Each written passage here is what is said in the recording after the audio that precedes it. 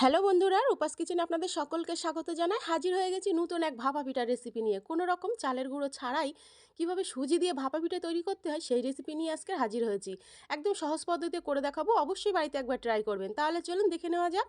এই ভাপা পিঠা করার জন্য প্রথমে আমি এখানে নিয়ে নেবো 2 চামচ টক দই। অবশ্যই টক দইটা ব্যবহার করার চেষ্টা করবেন, এতে করে কিন্তু পিঠাটা খুবই দারুণ হয়। সামান্য নুন দিয়ে দেবো, আর সঙ্গে দিয়ে দেবো 2 চামচ চিনির গুঁড়ো। আপনারা চিনিটা এমনিও ব্যবহার করতে পারেন, কিন্তু গুঁড়ো করে দিলে তাড়াতাড়ি মিশে যেতে পারে, সেই জন্য খুব ভালোভাবে সব কিছু একসঙ্গে মিশিয়ে নিতে হবে। খুব ভালোভাবে মেশানো হয়ে গেলে আমি এখানে দিয়ে দেবো 1 কাপ সুজি। এটা ওজনে 200 গ্রাম দিয়ে খুব ভালোভাবে সব কিছুর সঙ্গে মিশিয়ে নিতে হবে। হাতে একটু সময় নিয়ে কিন্তু খুব ভালোভাবে একটু মিশিয়ে নেওয়ার চেষ্টা করবেন। তারপর আমি এখানে দিয়ে দেবো পর্যাপ্ত পরিমাণে জল। আমি এখানে নর্মাল টেম্পারেচারের জলটাই নিয়েছি, দিয়ে খুব ভালোভাবে মিক্স করে নিতে হবে। মনে রাখবেন, এটা কিন্তু খুব বেশি নরম হবে না, এই ব্যাটারটা মিডিয়াম সাইজের একটু হবে। অল্প অল্প জল দিয়ে ব্যাটারটা তৈরি করার চেষ্টা করবেন। দেখেই বুঝতে পারছেন হয়তো, ব্যাটারটা খুব বেশি ঘনও না, আবার খুব বেশি পাতলাও না। এখন এটা ঢেকে আমি 10 মিনিটের জন্য এটা রেস্টে রেখে দেবো। তারপর আমি এখানে একটা গ্যাসে প্যান বসিয়ে নিয়ে এখানে দিয়ে দেবো কুড়িয়ে রাখা নারকেল। আমি এখানে একটা নারকেল কুড়িয়ে নিয়েছি, আর নিয়ে নিচ্ছি খেজুরের গুড়। দুটো খুব ভালোভাবে কিন্তু একসঙ্গে এবার মিশিয়ে নিতে হবে। আমরা এখানে নারকেলের পুরটা তৈরি করে নেব। আপনারা চাইলে কিন্তু এখানে চিনি দিয়েও এই পুরটা তৈরি করে নিতে পারেন। আমি এখানে গুড় দিয়ে তৈরি করে নিচ্ছি, এতে স্বাদটা কিন্তু অনেক বেশি ভালো হয়।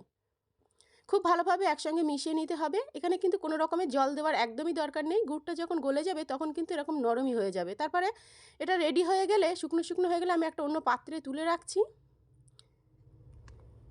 এখন এটা এক সাইডে রেখে দেবো। তারপরে দেখুন 10 মিনিট পর ব্যাটারটা আরও কিন্তু একটু ঘন হয়ে গেছে।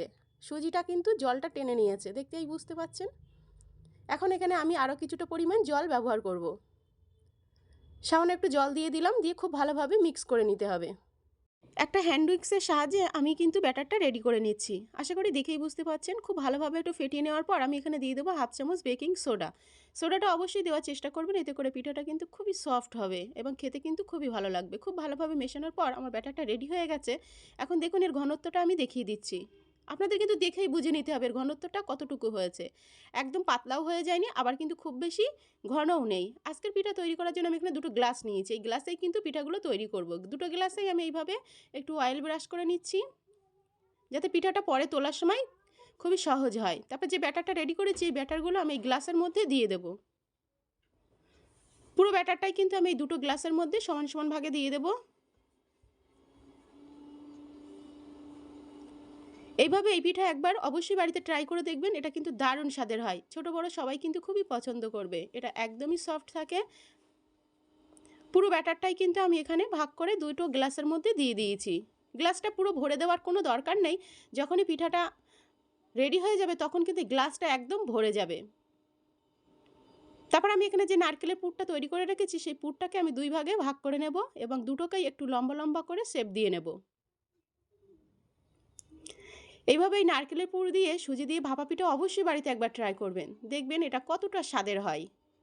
আর এই স্বাদটা পাওয়ার জন্য কিন্তু অবশ্যই আপনাদের বাড়িতে একবার ট্রাই করতে হবে। দেখুন আমি এইভাবে লম্বা লম্বা করে 2টো আকারে তৈরি করে নিয়েছি। এখন এই 2টো গ্লাসের মধ্যে 2টো এই নারকেলের পুরটা এইভাবে দিয়ে দেবো মাঝ বরাবর। দেখতেই পাচ্ছেন পুরটা কিন্তু সুজির থেকে কিন্তু অনেকটা উপরে আছে। যখনই এটা একদম ভাপিয়ে রেডি হয়ে যাবে তখন কিন্তু এই পুরটা আর দেখা যাবে না, একদম এটা মানে পিঠাটা পুরো উপচে পড়বে। আজকের পিঠা ভাপানোর জন্য আমি এরকম একটা ডেকচি নিয়েছি এবং তাতে জল গরম করে নিয়েছি, এবং জলটা গরম হয়ে যাওয়ার পর আমি গ্লাস দুটো মাঝ বরাবর বসিয়ে দেবো। এখানে কোনো রকমের স্ট্যান্ড ছাড়াই কিন্তু এই পিঠাগুলো ভাপিয়ে নেওয়া যাবে। তারপর উপর থেকে একটা ঢাকনা চাপা দিয়ে এবং এই ঢাকনার মুখটা একটা লবঙ্গ দিয়ে আমি বন্ধ করে দিচ্ছি। এখন এটা 15 থেকে 20 মিনিট ভাপিয়ে নিতে হবে। তারপর দেখুন 20 মিনিট পর আমার এটা একদম রেডি হয়ে গেছে। আশা করি দেখেই বুঝতে পারছেন এটা কতটা বেশি ফুলে উঠেছে। এখন এটা আমি নামিয়ে নিচ্ছি। এখন এই গ্লাস দুটোকে আমি ঠান্ডা করে নেব। ঠান্ডা না করলে কিন্তু গ্লাস থেকে এগুলো উঠবে না পিঠাটা। তারপরে ঠান্ডা করার পর আমি একটু ছুরি দিয়ে এইভাবে চারপাশটা একটু আলগা করে নিচ্ছি। যেহেতু এখানে তেল ব্রাশ করা আছে, সেই জন্য কিন্তু খুব তাড়াতাড়ি কিন্তু এটা উঠে আসবে। তবুও কাজটা ফাস্ট করার জন্য আমি একটা ছুরির সাহায্যে কিন্তু গ্লাসের চারপাশটা এইভাবে একটু আলগা করে নিচ্ছি। দুটো গ্লাসে কিন্তু আমি এইভাবে আলগা করে নেব। এভাবে গ্লাসে ভাপা পিঠা তৈরি করে দেখবেন, এটা কিন্তু খুবই সহজে উঠে আসবে। একদম কম সময়ের মধ্যে কোনো রকমের চালের গুঁড়ো ছাড়াই শুধুমাত্র সুজি দিয়ে কিন্তু দারুণ স্বাদের এই পিঠা তৈরি হয়ে যাবে। দেখুন হাতে জাস্ট এইভাবে একটু প্রেস করে নিলেই কিন্তু খুবই সুন্দরভাবে বেরিয়ে আসবে। কত সুন্দর দেখাচ্ছে দেখুন, আশা করি দেখেই বুঝতে পারছেন। এটা যত না বেশি সুন্দর তার থেকে অনেক বেশি খেতে কিন্তু দুর্দান্ত। অবশ্যই বাড়িতে একবার ট্রাই করবেন। দেখুন আমি এটা কেটে দেখাচ্ছি। এর ভিতরের পুরটা কিন্তু দারুণভাবে সেট হয়ে গেছে। এটা কিন্তু অনেক বেশি সফট হয়। দেখুন পুরটা একদম মাঝ বরাবর খুবই সুন্দরভাবে সেট হয়ে গেছে এবং এটা অনেক বেশি নরম হয়। বাকি পিঠাগুলো আমি কেটে নিচ্ছি সমানভাবে। দেখুন এটা দেখতেও কিন্তু অসাধারণ হয়।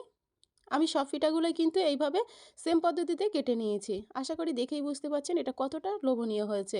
অবশ্যই বাড়িতে একবার ট্রাই করবেন।